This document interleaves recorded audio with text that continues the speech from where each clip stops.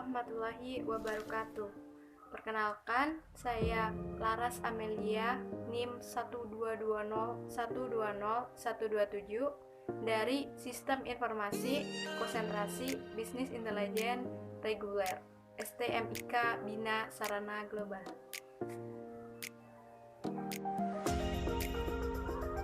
Kita yang sering menggunakan komputer tentu tidak asing lagi dengan yang namanya booting komputer. Tapi, apa kita sudah benar-benar tahu apa yang dimaksud booting komputer tersebut? Yuk simak video penjelasan apa itu booting, fungsi booting, jenis booting, proses booting, dan cara mengatasi gagal booting. Apa itu booting? Booting adalah proses memulai atau memulai ulang komputer, di mana seluruh hardware dan software yang pada sistem komputer diperiksa saat komputer pertama kali dihidupkan, untuk memastikan bahwa komputer siap digunakan. Proses booting ini berlangsung secara otomatis ketika komputer dihidupkan. Jika proses pemeriksaan hardware dan software tersebut berjalan normal, maka BIOS akan mencari boot sector. Kemudian proses booting akan terus berlangsung sampai masuk ke tampilan utama dari operating system. Sedangkan jika terdapat masalah, maka prosesnya akan terhenti, entah menampilkan pesan error seperti boot manager, keluar bunyi beep dari speaker, atau hanya menampilkan layar gelap saja atau black screen. Fungsi booting.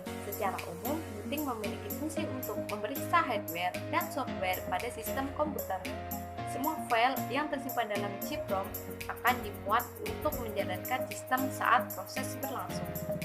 Tepatnya, semua proses booting berlangsung, sistem akan membaca semua informasi dari file tersebut yang disimpan ke dalam chip ROM. Chip ROM ini akan membaca semua perintah yang tersimpan di dalam file tersebut. Kemudian, barulah semua informasi pada sistem akan ditampilkan. Jenis-jenis booting.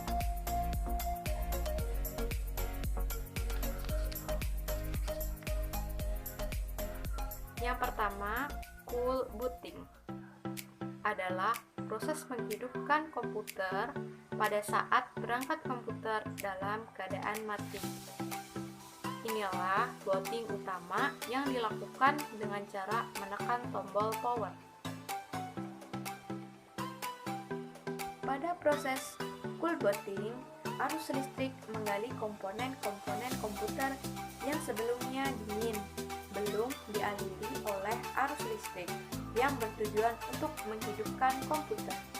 Cool booting ini adalah proses menghidupkan komputer dari awal ya seperti biasa kita lakukan.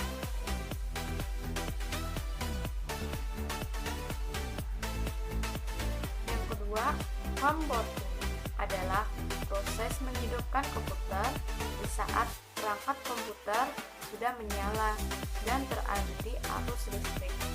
Proses ini sering disebut restart. Tujuannya adalah untuk mengulang kembali proses komputer dari awal karena sebelumnya terjadi beberapa gangguan seperti crash program atau sekedar ingin melakukan pengaturan ulang sistem.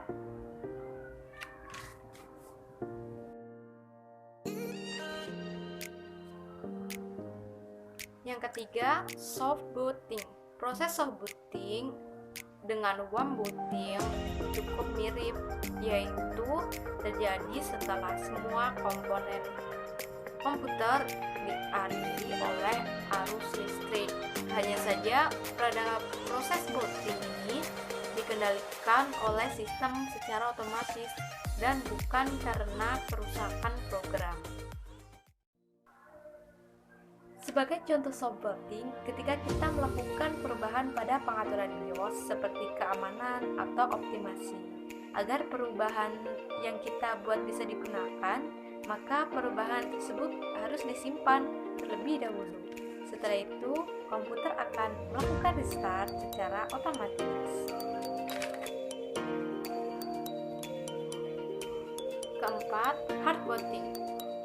Proses booting ini biasanya terjadi ketika komputer tidak merespon atau diam dalam waktu yang lama, sering disebut juga ngehang, sehingga kita terpaksa merestartnya secara terpaksa dengan menekan tombol reset pada komputer.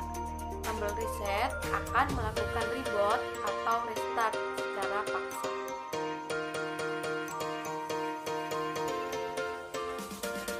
Yang terakhir ada rebooting, artinya mengulang sistem kembali ke awal.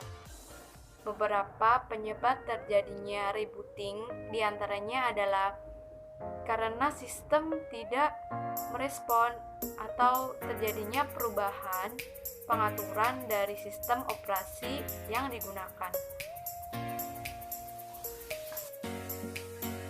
Contoh kasus rebooting adalah saat kita menginstal driver VGA card.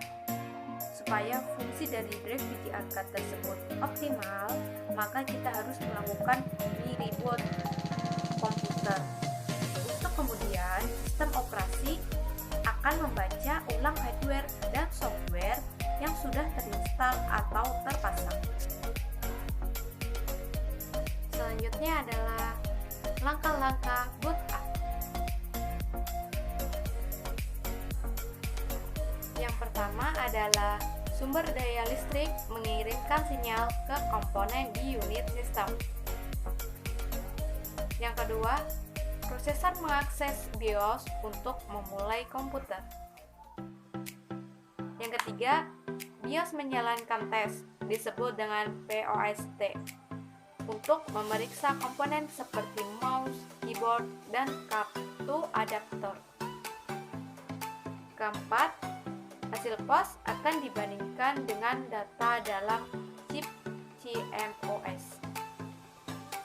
Yang kelima, BIOS mencari file sistem pada USB flash drive atau CD atau DVD drive, dan kemudian drive C atau hard disk. Yang keenam, kernel inti operasi sistem dimuat ke dalam RAM. Yang ketujuh, BIOS.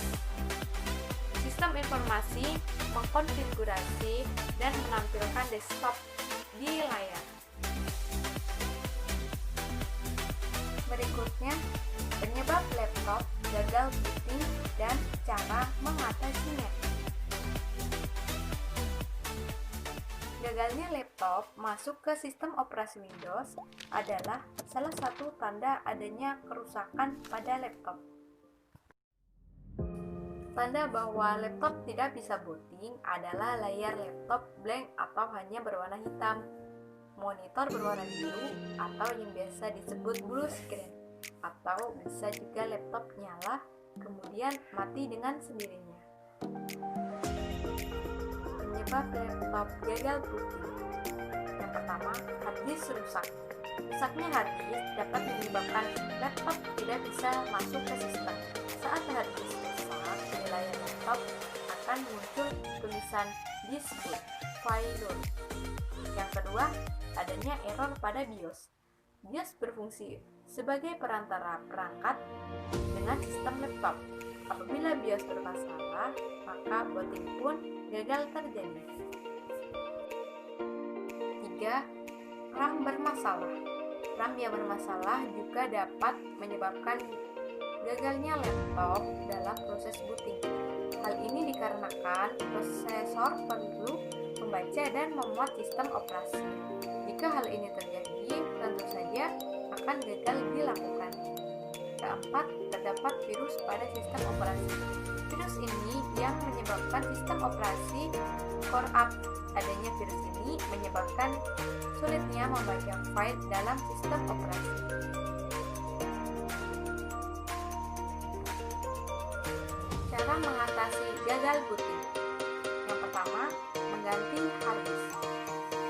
hard disk penyebabnya, tidak ada cara lain selain mengganti hard disk lama dengan yang baru. Namun, apabila masih sempat, backup dulu file atau data penting yang ada di laptop. Yang kedua, periksa RAM. Periksa RAM yang ada di balik laptop. Kotornya RAM bisa menjadi penyebab laptop gagal booting. Lepaskan RAM, bersihkan kuningannya dengan hati-hati sampai bersih. Kemudian, pasang kembali dan coba nyalakan laptop. Bila kotornya RAM menjadi penyebabnya, harusnya laptop sudah bisa di-booting kembali. 3. Install ulang. Jika kedua cara tersebut tidak bisa membuat laptop booting seperti semula, install ulang adalah solusi yang bisa dicoba. Install ulang laptop juga akan menghapus semua virus yang ada di sistem operasi. Namun, menginstal ulang Windows juga akan mereset semua data-data yang ada pada hard disk. Maka dari itu, ada baiknya backup dulu data-data sebelum diinstal ulang. Sekian video pembelajaran dari saya. Semoga bermanfaat. Wassalamualaikum warahmatullahi wabarakatuh.